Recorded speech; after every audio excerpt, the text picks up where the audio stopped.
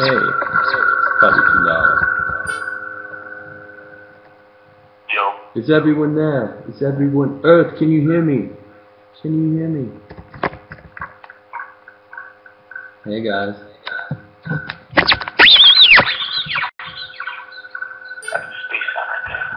Is the sound all messed up, Justin? So this is the first time we're doing this, guys, so bear with us because we don't know how the video is going to turn out or the sound or anything. So we have Justin on with us, and he's going to ask the questions you guys are writing down. So get some questions going. Let's get some questions going. And hello, everyone. First question, you knew that was going to happen. Killer and the Star going to do another album. Killer and the Star will do another album at one point in my life, yes, for sure. And I only smoke in my house when the kids are gone out of town, so I'm not a bad dad. You should be smoking, though. I shouldn't be smoking at all, right? But Tell them my mom died of lung cancer and she put your cigarette down. I don't want to get into that right now, Justin. Would you like to tell everybody? What about my dead mom and how cigarettes killed it? Sure. Yeah, okay. Well, okay. Cigarettes are bad, okay? Yeah, cigarettes are bad, drugs are bad, okay? Marlboro Lights, not that I'm sponsoring anybody, but... Yeah, that's what killed my mom. Oh, great. Great. Let's see. Snowblind. Everybody wants to know about Snowblind. Snowblind. Is there a delay on your thing, or is it just like, am I echoing the whole time? No, you're okay right now. Okay, and sorry for the glasses, guys, but if there's any kind of writing, I can't read because I'm old, so I have to wear glasses when that happens. Sorry for the online questions. Snowblind. So everybody's asking about Snowblind. The thing with Snowblind is we started doing the song on the last record. We wanted it to be on that record. It didn't really have time to set up because we wrote it a day before we were leaving the studio. So when we had toured, we wanted to do a great live recording of it and just strip it on the record or give it away to you guys. And that's initially what we had in mind. But as we're recording it, you know, certain nights came out well, certain nights came out decent, but none of them came out great. So at the same time, that song, it inspires me so much. I think that's one of the most prettiest songs that we've written with Cold ever. So it kind of started inspiring new music in a whole new record with that song. So I kind of opted to save the song for the next record. And I know that sucks because you guys can't really hear it until then, but I think it's worth waiting for Cold to save that one because it's a really inspirational, really beautiful song. And nobody can find the lyrics online, right? And nobody can find the lyrics. But, you know, if you guys want to hold you over, you can, if you find a good version on YouTube, just go to...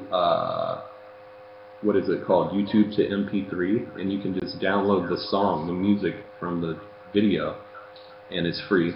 And you can at least have that to tide you over until, you know, the song is released. All right, how come you don't play a ton of songs from the first album? How come we don't play a ton of songs from the first album? Well, you know, the thing we started, as we became bigger with Cold, we started... you know, the shows got bigger, there were more people there, and we really didn't hit like the mainstream thing and get bigger crowds at our shows until towards the end of Year of the Spider. I mean, towards the end of 13 Ways to Bleed on Stage, and then when Year of the Spider hit, everything went a little crazy. So what was happening is that we were playing these big shows. We were doing like Coliseums opening up for Marilyn Manson and all these people, and Three Doors Down. And we would play a song from our first record. Nobody knew it. We got no reaction. So it started wasting our time up there to play the songs that people actually were wanting to hear at that time. So when we started doing tours on our own, the same thing kind of happened. We would play some songs from the first record, and maybe 10 people out of 1,000 that were there knew what the song was. So we kind of just, you know, we'll throw one in there every now and then, and you know, it would be great one day to do all the records, like do one big long Cold show and play all the songs and all the records. But we really haven't had that chance yet since we restarted everything. The longer the shows, the longer the set. I think if we have a long set and we are able to do it, we would definitely play songs from every record. All right, here's an interesting one for you, especially since you're such a PlayStation guy. Do you know how Happens All the Time ended up on the very first Xbox 360s? Do I know how it ended up there? Yeah. Well, That's the question. have you ever heard of, like, dwarfs? You guys ever heard of dwarfs? I'm fixing to get all Charlie Sheen on you guys right now. Little dwarfs picked up the song, took it to PlayStation, and submitted it, and it got set up. I actually have no idea how that song made it to PlayStation. No, it was on the early Xbox 360s years ago. It was built in, like it had a couple songs built in. Very cool. That sounds like a big Geffen Atlantic type thing, record label business move. Yeah, that sounds like someplace that had money to spend on Cold. All right, another one that everyone's been asking, the B-side album. Songs like Came All the Way, My Mind, anything like that, it's gonna happen. Well, the problem with doing the B-side albums as they are right now, all the B-sides, a lot of artists when they get a record label, they maybe switch the labels throughout their career maybe once.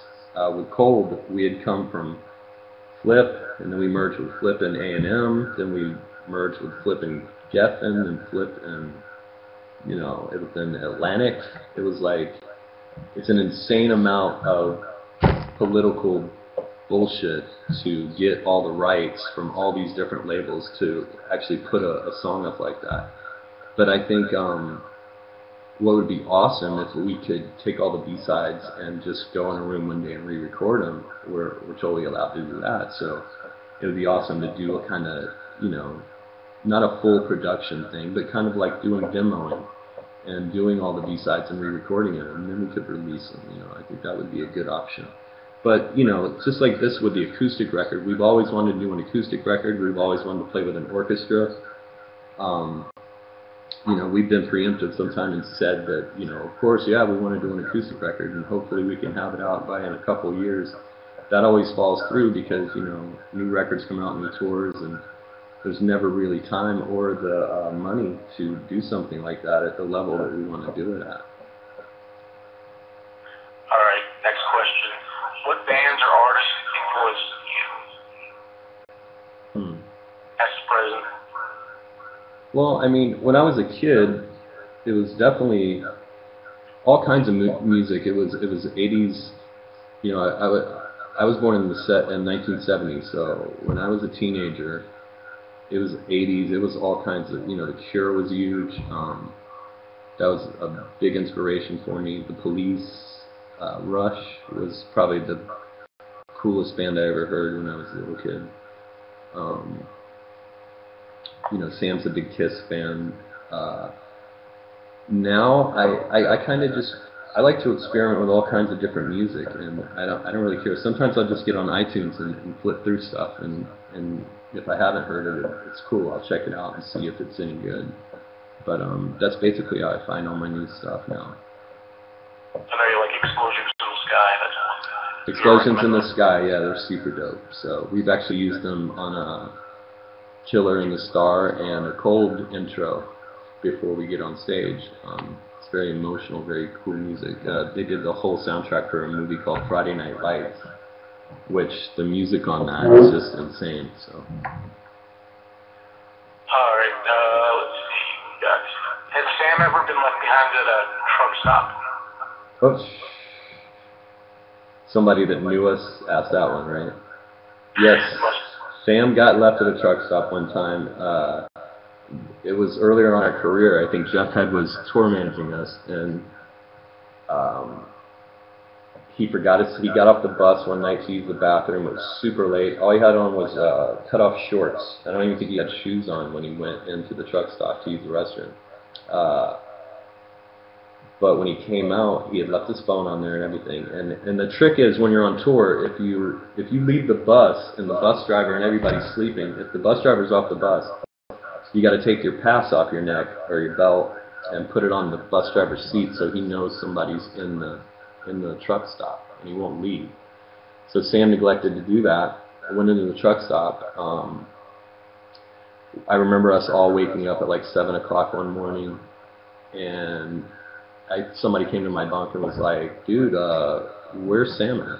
And we had been driving already about 6 hours, so we were almost to the venue. And I was like, "He's in his bunk sleeping." And they were like, "No, he's not." And they were like, "What happened to him?" And so we're all jump up, and Sam's on the bus, and he ends up being 5 hours away from us, with no money, no wallet, no ID, no nothing, and just remind you, a pair of shorts at a truck stop. And Sam, that was like Year of the Spider era, or no, 13 Ways era, so definitely had leopard print or some kind of crazy hair going on. And what happened is he didn't know what to do. He couldn't call anybody. He didn't know anybody's number, no money. So he started asking truckers if they could take him if they were going the way of our show. And they were all kind of scared of Sam because of the way he looked. And they were like, "No, don't take that guy." And so this guy ends up taking Sam.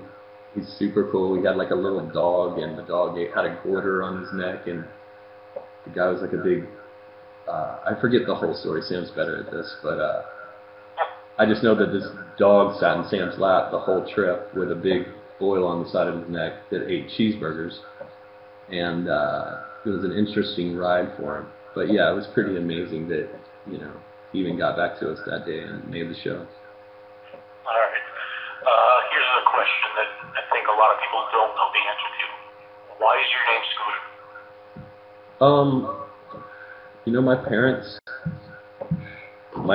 My parents grew up at the beach, and they were like surfer people and stuff like that. So a few people back in the day had strange names.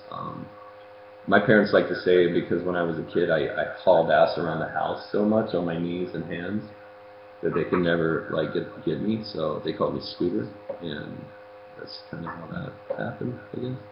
It's not too cool, but it's Scooter, so what do you do? All right, tour. What's going on with the new tour? Touring. There are no plans for tour right now. I don't know if you guys know, but Sam and Georgia had a new addition to their family recently, so we had taken a break to let him have that family time, because as you guys know, we've been playing and touring forever, so to have that little time with a new addition for him meant a lot. So, and we're with 10th Street and 11/7 Records, so I'm sure, after the song is released. By the way, the American Dream video should be released this week on Vevo. So, you dropped it? Yeah, I dropped the bomb. Okay. So that's going to be coming out this week too. So you guys will finally be able to see that video. It'll be going to radio, after that, and then we'll make plans for touring and everything else for possibly in the future. So. All right. A lot of people asking who you'd like to tour with. Who would I like to tour with? I don't know. It's strange. I've always wanted to just us and the Deftones, us and the Cure. Would be a great tour. But I don't know. I don't know. Would you ever re-release the Grundig album, early Grundig stuff? It sounds so bad. The production of it is so horrible. There definitely is. There's a record called Grundig Live at Fury's. It was like an EP that leaked out. I know a bunch of you guys have it, and the way that sounded was good enough, but the recorded tracks from Grundig, when we did Into Everything, they just don't add up. It just doesn't sound that great. So it would be kind of embarrassing for us to put it out, although I know everybody would like to hear it.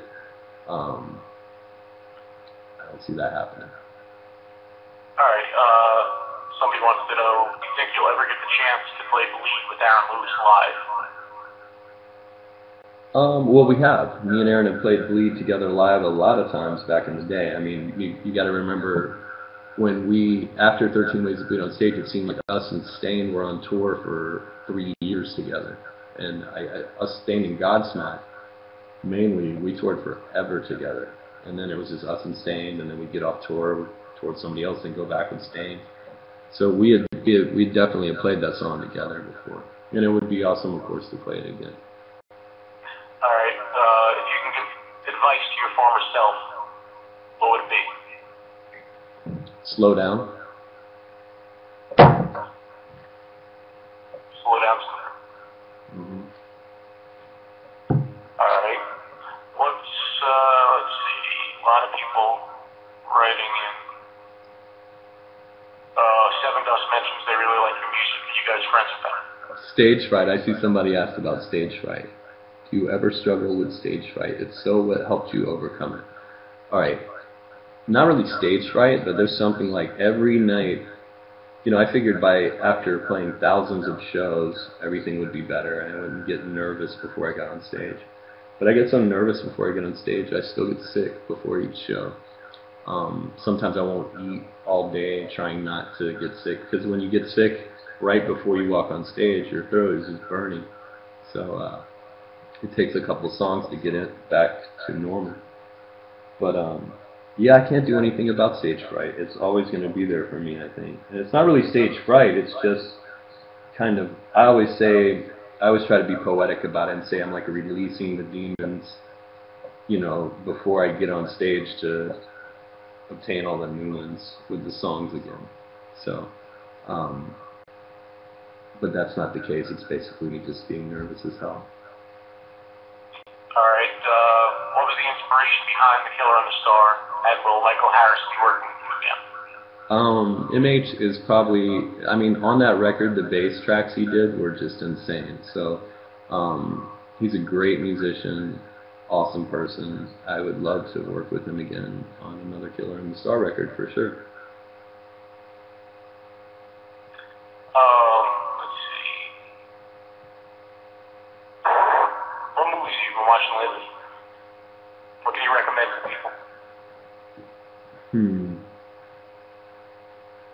I don't know if I could recommend anything recently, so nothing's really been that great. What usually runs through your head when you're on stage?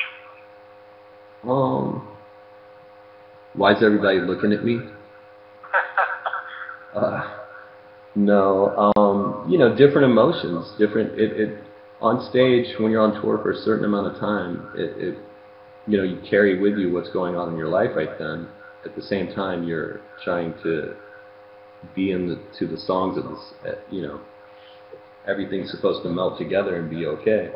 So, you know, different nights, different things. Some nights. And what catches your eye in the crowd when you're on stage? Everyone catches my eye in the crowd. What catches your eye? Is there like one thing in particular that catches your eye? Not really. You got to remember when there's lights, you know, coming at you. Basically, the most you only see is the first 2 or 3 rows of people. So not much really catches your eye. And I try not to focus on, you know, things too much. I try to focus on the songs and the lyrics and the music. So I kind of go into step out of myself, and I don't really remember things. Like when I come off the stage, I can't really tell you how the show was, or we always have to wait till Matt comes in, our sound Jedi, and, you know, comes on the bus after he's wrapped up everything, and then give us a nod or that sucked. So, yeah, I never know. So. All right. Something else that a lot of people speculated about online. Have you gotten voice lessons, or give them an idea of basically how Superfiction was recorded, and maybe put some misconceptions to sleep? No, I haven't had any voice lessons, but thanks, I guess. Yeah, it's just, you know, the throat is an instrument, and it's a muscle. You know, the more you use it, the stronger it gets. The reason the voice sounds a little different on, you know, previous records than the older records is, you know, I was unhealthy back then, so, you know, I didn't care what my voice sounded like. I didn't care how it came across. I just walked up to the mic and kind of spit on it. Which, you know, to me, listening back to those records, it's kind of hard for me to hear them, because it just sounds so unlike what I wanted to do. Throughout my whole life when I was a little kid, I didn't want to put a record out that sounded like that. It impacted a lot of people and made people feel everything, but it was pretty ill.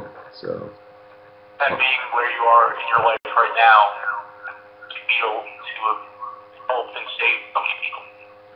How's it feel? It feels amazing. I mean, that's like the best thing that you can do. Like if you can, it doesn't matter in music if you make money, if you have a bunch of Facebook fans. The thing that matters most is that you affect people, and you can maybe help change their life and help things be a little better. Because I know music did that to me when I was a little kid, and still do to this day. So that's what we wanted to do with Cold in the first place, and we did that from the first record on, and it keeps happening. So if it all ended tomorrow, what a great career thing we did. I mean, with our career, we did everything we wanted to do.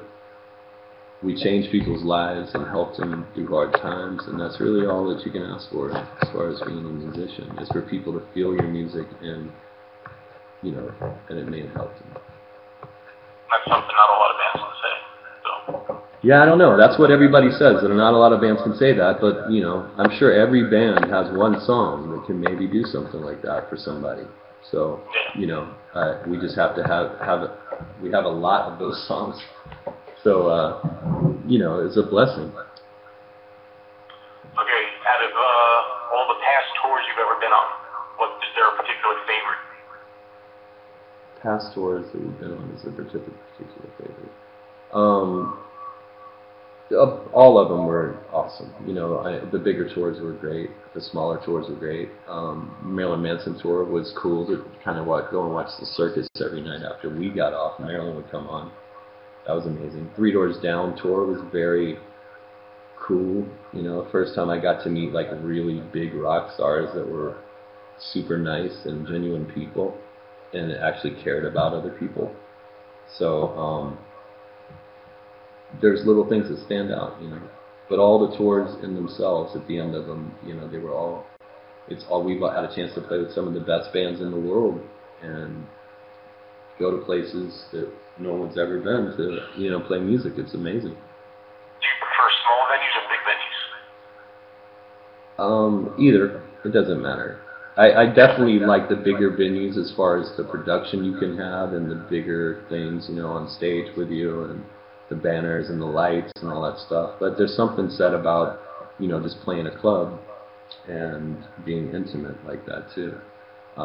Neither really affects me any differently when I walk on the stage. If it's small or big, it doesn't matter. Same feeling every time. All right. Do you feel that every time you play a song, it's less memorable to you? Does it mean a little less? Every time we play a song, does a little part of the song die? Yeah. No. I think it all, because I think as we're playing the songs, everybody in the, with Sam and Jeremy, they were there back then when all that stuff was going down. So I know in their minds, as they're playing it too, even though if you don't want to think about it, there's always these little snippets of the past that come into you as you're playing that. I'm really not sure how to end that question. I probably strayed from it. All right. Our friend Dimitri asks, what's your thoughts on the current music industry, where it stands now with artists like, Adele topping the charts, staying top in the rock charts? I don't know. I mean, I think it's, it is what it is. My thoughts don't change what it is or what it's not or what it could be. The rock industry definitely seems to be on a downward spiral, but this is just a phase. You got to remember, throughout my life, rock music has came and went. It's popular, then it goes away, and then it comes back. You'll have a band like Nirvana come up, and then everything gets started again. It's just a cycle of music, which is like the cycle of life. Everything just keeps evolving, and I'm sure heavier music will come back and be, on the forefront again at one point. But there's tons of good music everywhere else too. So, you just got to know what to look for.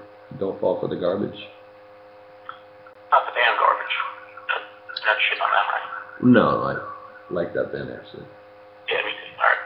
Jacqueline is really cool from the board. She's saying, will you say hi to Corbin and Gabe, or two boys? They're intently watching. Well, hey, Corbett and Gabe, how are you? Did I say that name right? Yeah, yeah. Have fun, guys. I don't know what you're doing, but if it's past your bedtime, get to bed. Yeah. Good thing you're not cursing. Yeah. I haven't cussed him. So, Harry. I see. You know, Terry's on tour with Evanescence right now, but we text back and forth and talk sometimes when he gets back in town. And yes, Terry is a good friend. Okay. Any ideas as far as the next Cold album goes? Will it be more along the lines of Superfiction? Do you go in a completely different direction, or do you think it'll be more old school?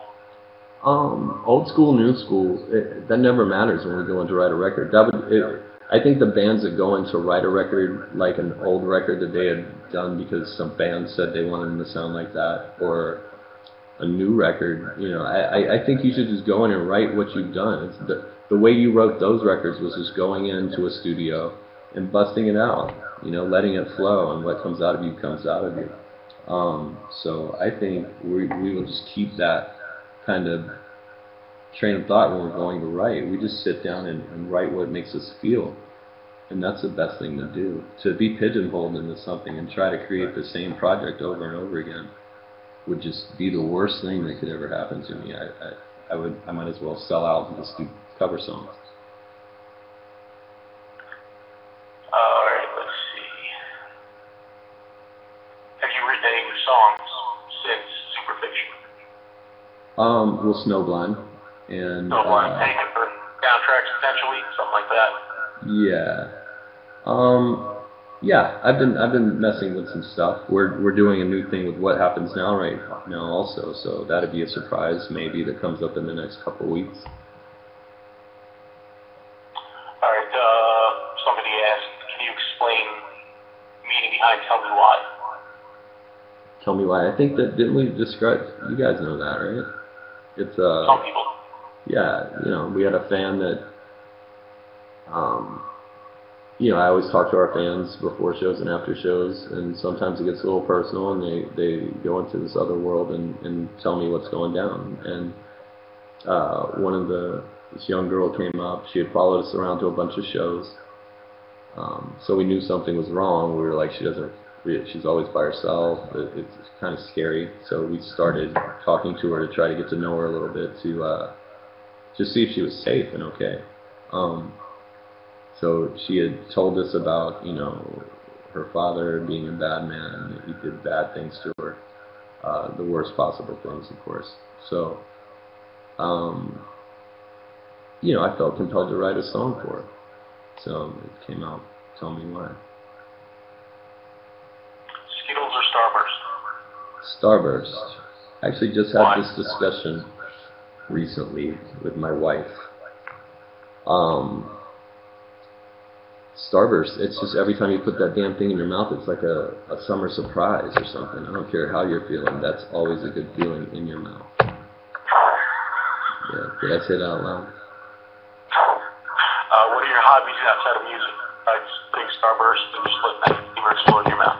Yeah. Hobbies outside of music. I'm very boring. I skateboard sometimes. I used to surf a lot. I'm going to start surfing again this summer. But mainly nothing. You know, I spend time with my family. A lot of people who've never been to a cold show before get nervous and they want to know where they can meet you. And probably one of the best places, you know, if not after the show, is before the show, because they can sometimes find you skateboarding around the parking lot, right? Yeah, I mean, it's super easy to meet us. You know, everybody's always like, am I going to be able to meet them? And do I got to get this? Do I got to get that? It's like every show we play, it's always come to the show early or stay after the show and hang out by the bus for a minute. We'll always come out and say hello. I mean, I think that is what you're supposed to do. You know, you guys traveled a long way to see us and have been waiting months, and it's only right. All right. You playing Modern Warfare 3 at the moment? No, I'm not. Playing anything at the moment? Tiger Woods right now. But yeah, I just got, what's the game I just got, Justin? What was the one? The last Modern Warfare type game I got? There's so many of them, I forget. Black Ops. Black Ops, yeah, Black Ops. Yeah, that's the one I just finished. Alright.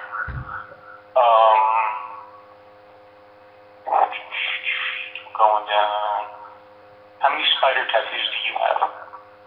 How many spider tattoos? I have one spider tattoo on my back. Okay. Like a tramp stamp, yes. You mentioned that. Yeah. Alright, what's the song She Said about? Shoot, that's a long time ago. I'd have to dive back into that song to even remember what that song's about. Sounds like a relationship to me. People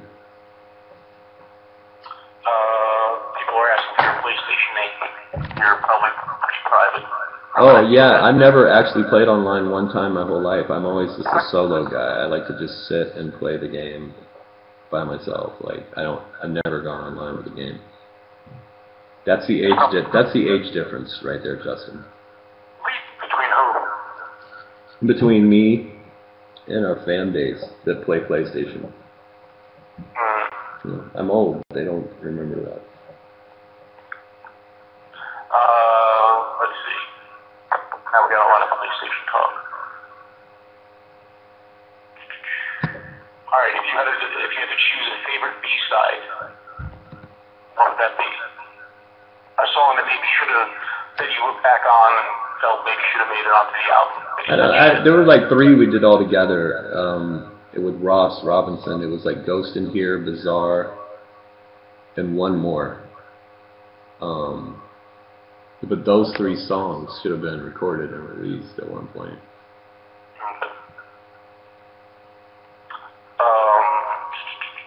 Live DVD. Any plans for a live DVD? Yeah, again, that's something that we've always wanted to do. It costs a lot of money to get the production to do the cameras and the sound, totally badass. So. Well, it almost happened back in October. Why? The casino show. The casino show, true, but I mean, still, we wanted to maybe do that, but you're talking about to do a real live great video, we'd have to have like 5 cameras running all around the place, have a crane going up and swooping down. It would be a great thing to do. If we could ever do it, we definitely would. Do you want to tell people your idea for what you want to do with Superfiction and the orchestra? No, we just want to do the whole record of Superfiction with an orchestra playing the music, us playing along with them. I think it would be a cool thing to do, but, it's another dream. That's right, going back to the casino show, a lot of people asking when that's going to be rescheduled. Is it going to be rescheduled? They said it was rescheduled. They're saving it for this Halloween, so that's what's going on with that show. Okay.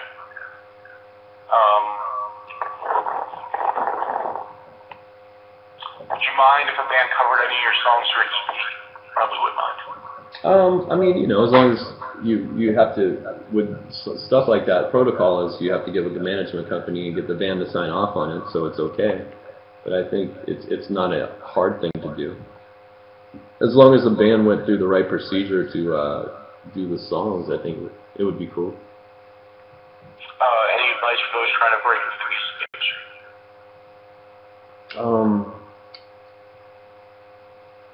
Social networking is a huge thing. So I guess that's the main thing you have to adapt into your lifestyle if you want to progress in today's music industry. As far as the band side of it, I think, the hardest thing, we seem to have a bands in Jacksonville are bands actually staying together.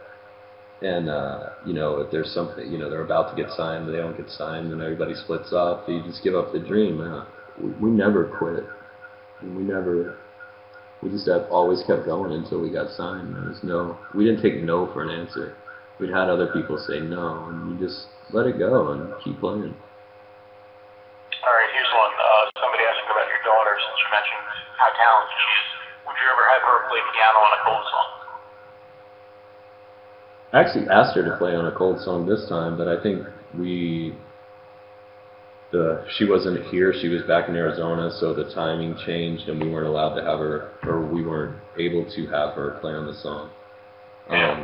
But yeah, that would be awesome one day. She's a way better piano player than me, so I'm sure she'd make it sound pretty. Okay, Doug keeps asking, what is the song Sick of Man about?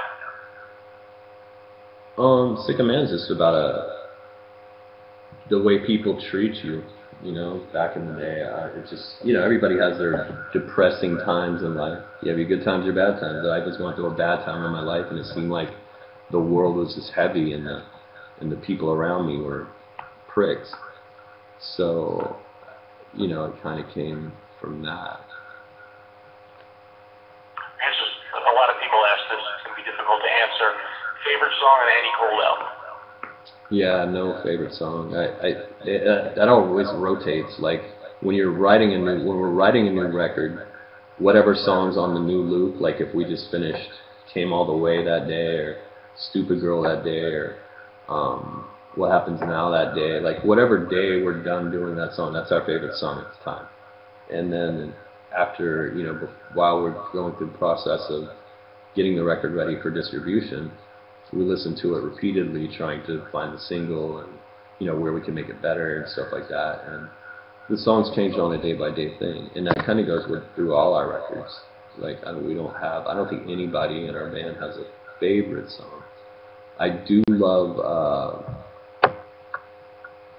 the Year of the Spider. You know, isn't that the Winter's Rain thing? What? That song. I forget the name of it. What'd you say, say lyrics. Black Sunday. Remy. There you go. Thank you very much, Black Sunday. Yeah. What is your relationship with Kelly Hayes? I haven't spoken to Kelly in a long time. You know, ever since he left the band. I know he's still good friends with Jeremy. But we just, you know, I'm kind of a recluse. I kind of stay at home to my own when we come home. I don't go out or really have an outside life outside my family. So I don't see anybody or anything like that. It's pretty horrible. I should start being a part of normal society.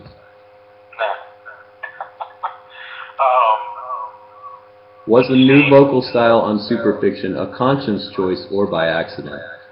No, I just accidentally sang better. With auto-tune, right? Yeah, I like the with auto-tune thing. That's hilarious.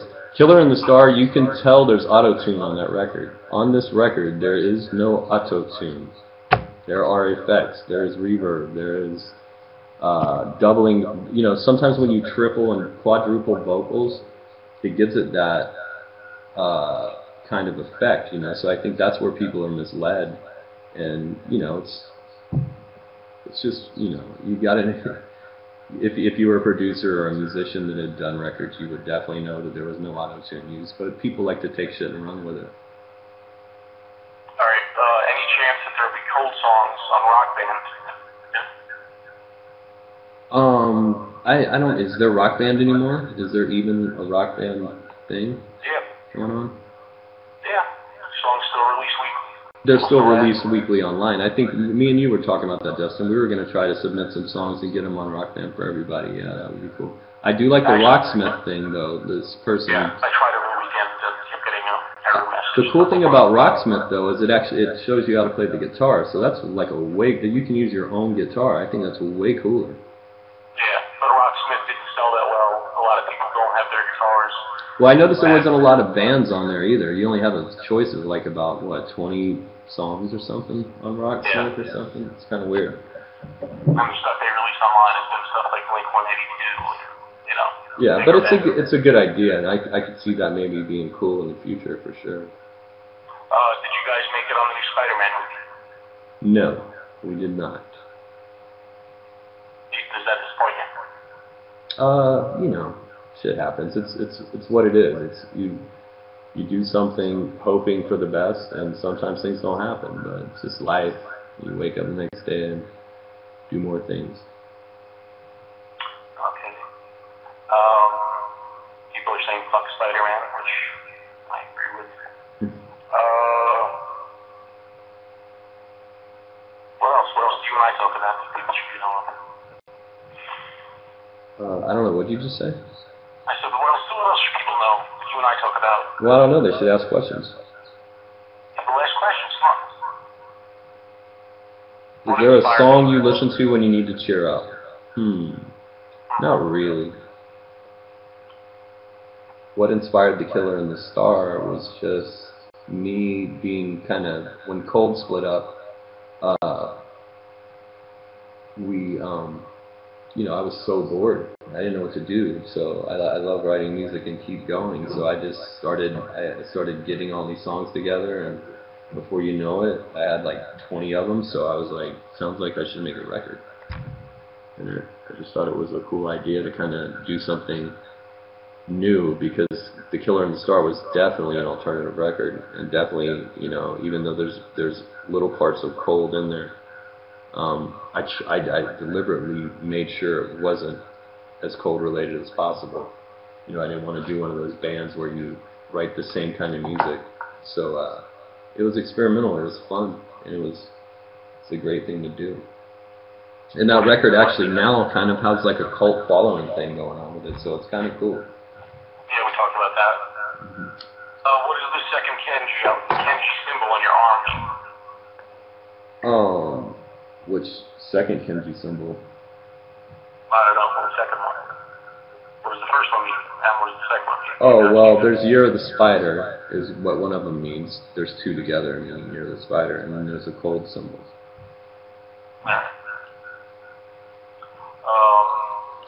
Any plans for more collaborations? Will Sierra be on the next record?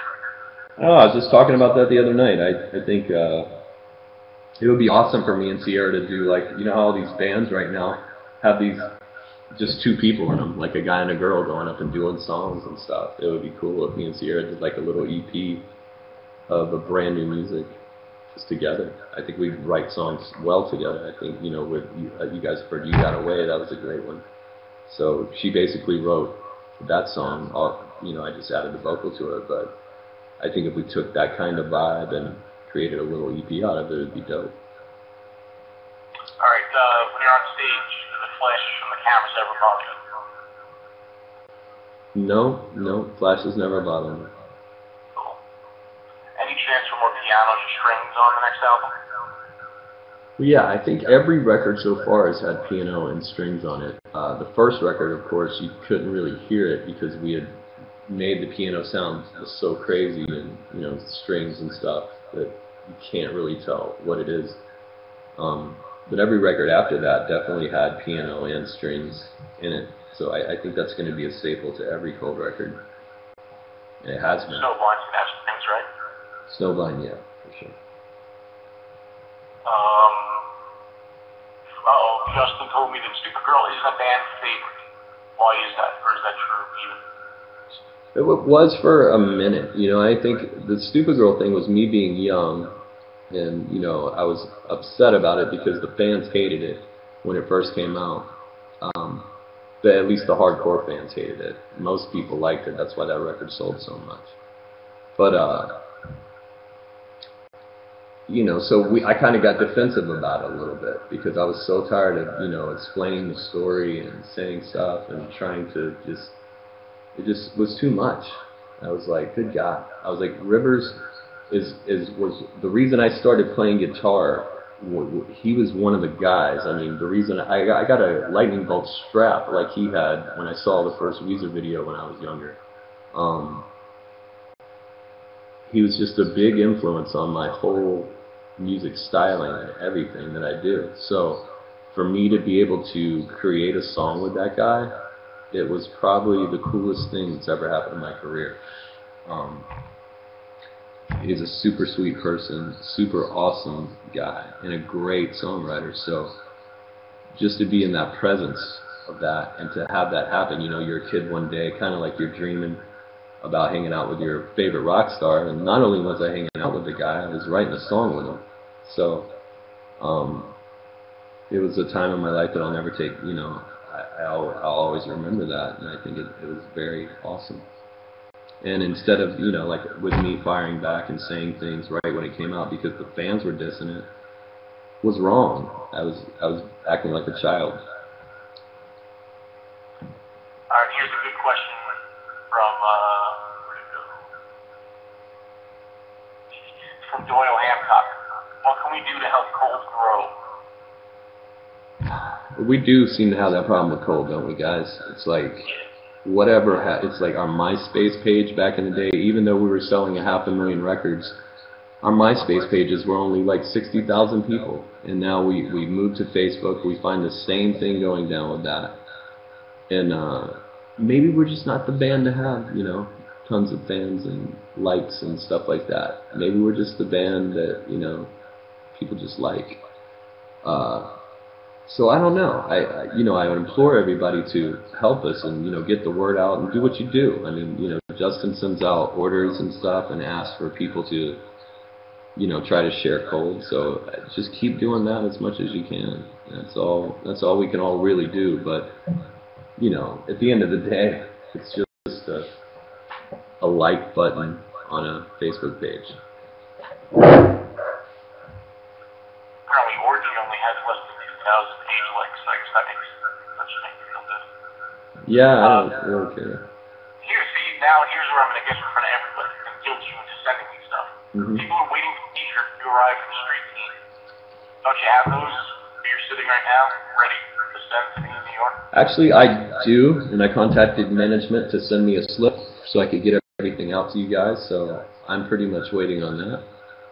Okay. That's on camera now, you know? No, I know. Okay. Because I'm out of Street Team stuff. Yeah. People joining in late, still asking about the tour. Any tour dates coming? Would you ever let a fan join you on stage? Actually, we did let a fan. Oh, Sarah, anyways, this is Sarah, the girl that did the acoustic songs for Cold. Not for us. She actually did them on herself, but I saw a video, and I wanted her to do a few more of the Cold songs, so I'm still waiting for her to get back to me on that, so you guys can hear it. But she does a great acoustic versions of these songs. And of course, Sarah, you could join us on stage and play with us one night too. But yeah, we just did that on the last tour. Actually, we were like in Texas, and this dude comes up and asks me if he could. It was a special day for him, and he asked if he could sing on the song. So yeah, we let him do it. It was cool, and he actually did really good. He did a great job at it. I think he could suffocate with us.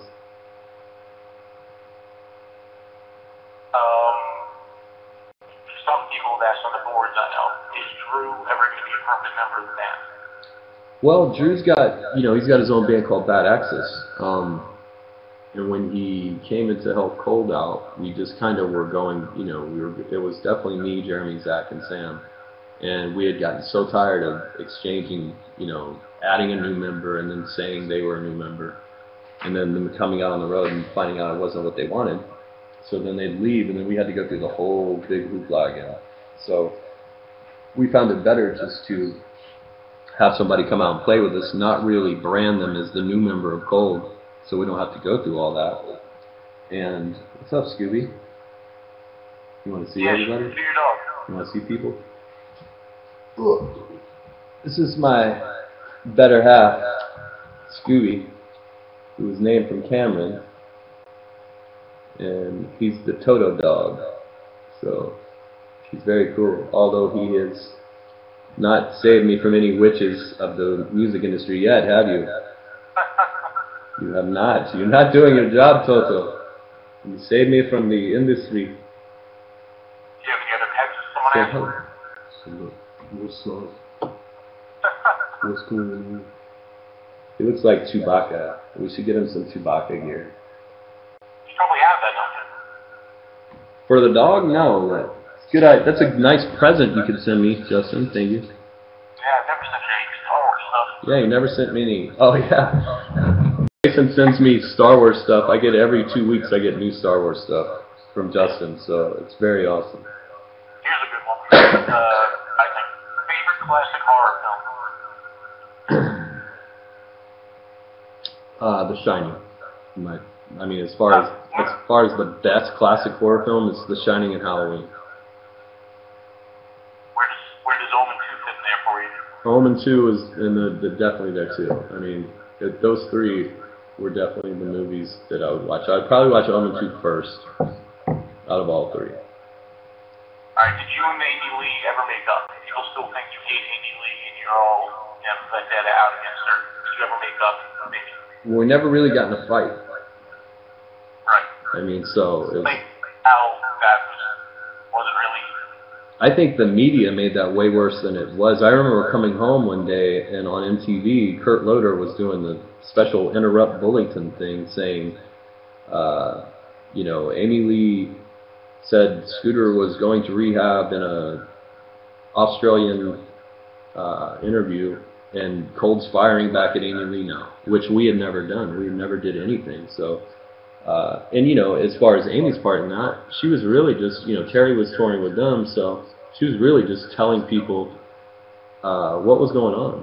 And they made it into like a war. European press likes to do that. I remember when we first started, when we went to Europe, they always tried to get me to say stuff about Fred or John from Korn, or, you know, stuff about Stain. Like, they always try to get you to spark something so it starts controversy, which we just have always been kind of quiet about. So even with the Amy Lee stuff, you know, we kept quiet. It wasn't an issue. It was, I had personal problems that I had to deal with, and I dealt with them. And, you know, whatever happened in the media world with Cold and Evanescence was totally just a bunch of bullshit. Yeah, Amy Lee is totally cool. She's a good person. She's a great person. Terry is in her band. I mean, she takes care of my boy. How can I not love her? Let's see. Cold and Evanescence touring together would kick ass. Yes, I think it would be very awesome. Actually, me and Terry talked about that in December. Yep. So. Let's see. Would you ever consider collaborating with Lisa Geyer? I don't know who that is. Me neither. That's why I asked. Well, they need to let us know who is Lisa Geyer. Yeah, who's Lisa Geyer? We're going to be missing out on some awesome music. Yeah. Here's a good one. What was your reaction when you heard when your song got played on the radio for the first time? What was the reaction? It was one of those things where you don't know what to feel because it seems so surreal when you first hear your song on the radio. Like, I was just telling my wife the other day, it was funny because now when you hear your song on the radio, it doesn't feel the same. You know, it's just like, oh, another day at work kind of thing. But that first time you hear your music go to radio, it's super surreal, and you don't really believe it's happening. And you know, when you stop to think about all the ears that are listening to it, it's very strange, but very awesome. Do you have any other side projects besides Killer and the Star? No, I think, you know, just doing the Killer and the Star. The thing with Sierra would be dope, but you know, that could always be a part of Killer and the Star too. The Killer and the Star, the great thing about it is it was just basically me, so I can form it into whatever I want to at any time. And I think that's the thing that we should do with that band. What do you think about Spotify? I just heard about Spotify a couple weeks ago. I know Jeremy and Zach had did some Spotify stuff. I have not even logged in. I don't even know what that is about at all. I assume you make a playlist and everybody gets to hear the music that you listen to. Yeah, you just post it to your wall and basically let people know what you're listening to. So I guess that's kind of cool. Yeah.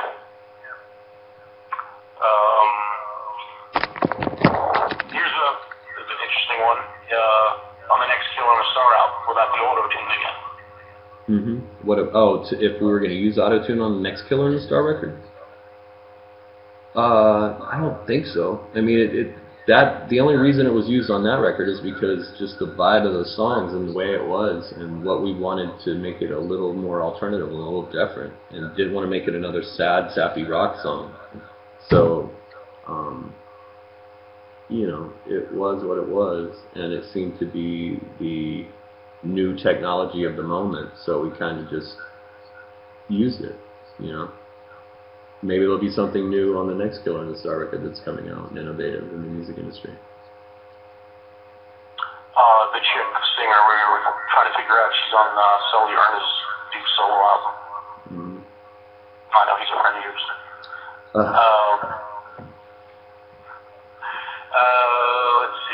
No, I have no idea who she is, but I'm sure she's a great singer.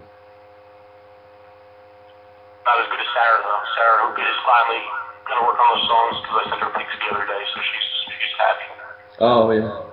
No, Sarah's a great singer. I like the way she definitely has a different alternative kind of style to her. It's very cool.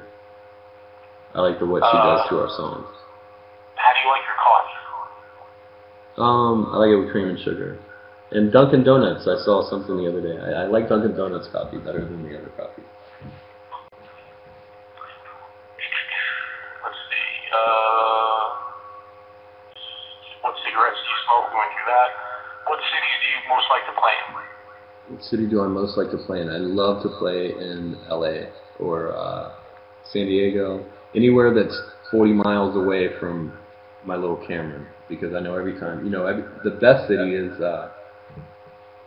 what is it there, with Disneyland and stuff in LA, it's, I forget, but anyways, yeah, wherever that's at, that's the best place to play, because you have Mickey Mouse, you have your kid, and then you have a rock show that night. Speaking of kids, do you plan on having any more children now that you're married? Totally taking a fifth on that. Should we get you on camera? Mm-hmm. Did you teach yourself to play piano? Yes, which was probably not a great thing. You know, I should have probably taken lessons. I'd be a way better piano player. And then the same thing with guitar. I taught myself how to play everything. So I was totally anti-lessons and anti-teaching of music. So I just wanted everything that comes from me to kind of be real, even if it's not right. And as long as it sounds right, I think it's right.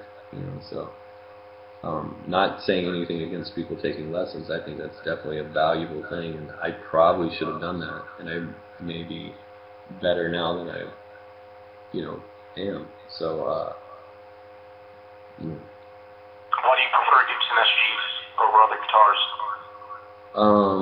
Well, first of all, because they're the coolest shaped guitar of all time.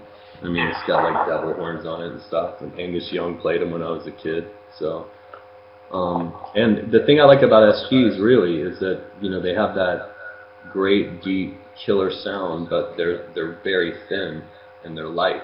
You know, they're not. I hate heavy guitars like Les Pauls and, you know, the heavier Taylors. They're just like a big dead weight on you the whole time. I like the light weight of the SG and the cool sound it has.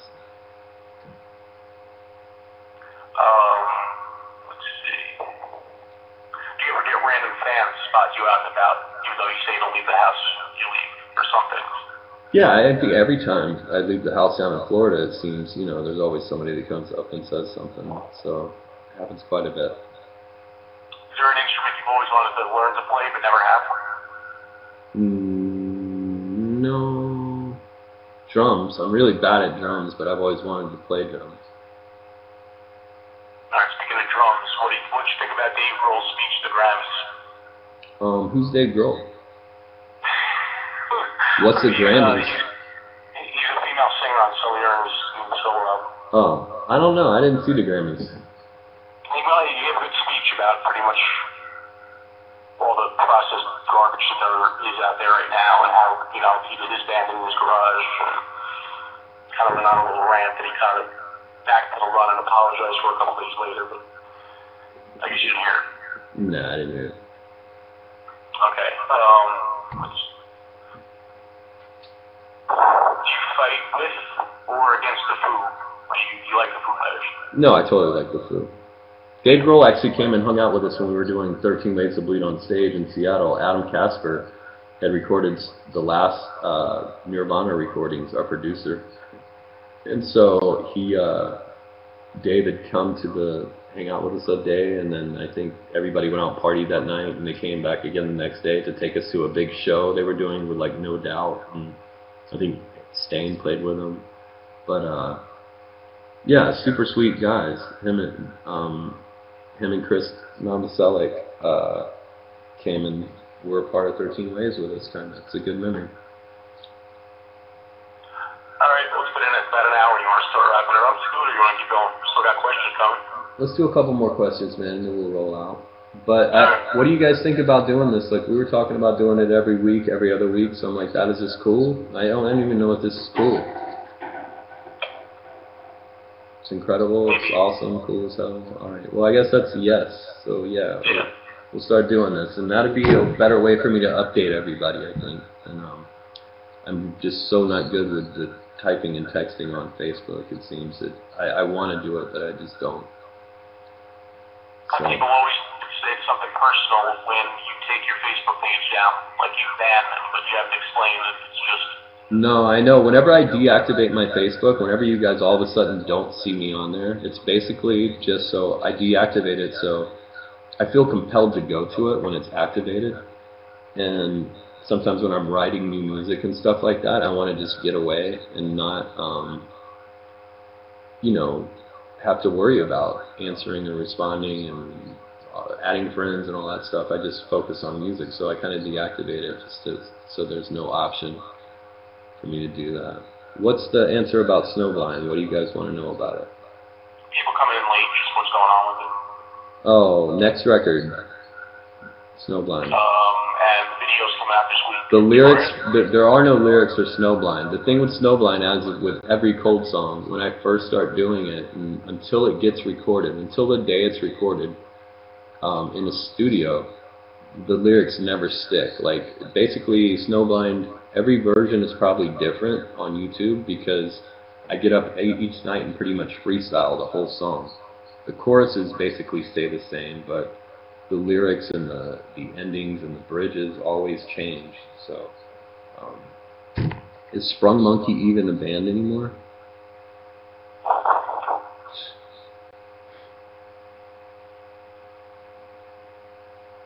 No guys on Cold songs. I think that's weird. Men and men collaborating like me and Aaron. You know, that was the last of that happening, I think.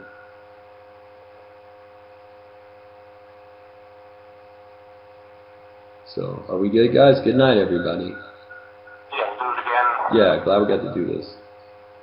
Maybe after the video hits next week, people have some questions. Yep, and you guys keep tuned. Vevo wants to premiere the the American Dream video. They're supposed to do it this week or next week. They're not giving us a certain date, so it's kind of like a thing where it'll just pop up on there and it's ready to go. So as soon as it does, we'll notify everybody for sure.